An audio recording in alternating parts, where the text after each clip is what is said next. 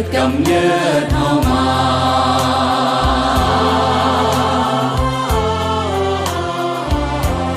เหมือนมารดา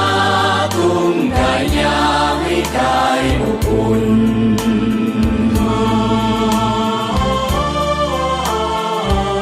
ความรักความห่วงล้นสวงเมตตากรุณ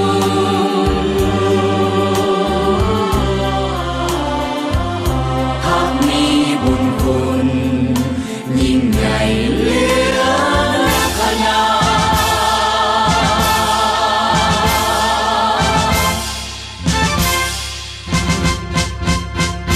คือทวนไฟไทยสว่างทั่วแผ่นดินลาวเหมือนเดือนและดาวข้าวปุดพองทั่วท้องนาภาสุ่มเย็นเหมือนดังสายน้ำสวยงามป่าไม้ภูผามีพักนำพาป่าสาพ้นทุกสุขใจหาเกิดพักป่าสาสนปฏิวัติเราผู้เก่งกล้าอาถรรพ์สานใสนำพาชาติลาวก้าวไปสู่จุดหมายเข้มแข็งหั่งนี้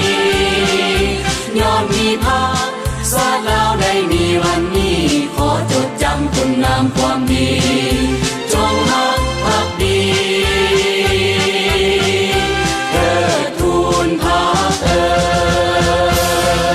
ย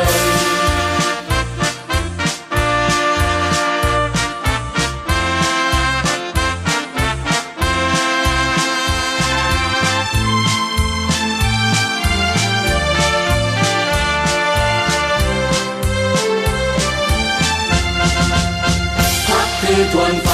ไทยสว่างทั่วแผ่นดินลา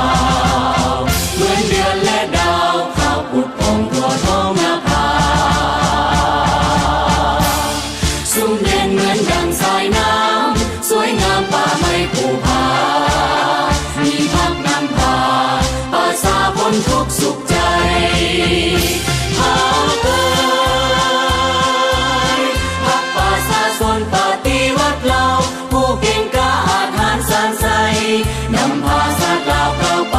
สู่จุดหมายเข้มแข็งหั่งนี้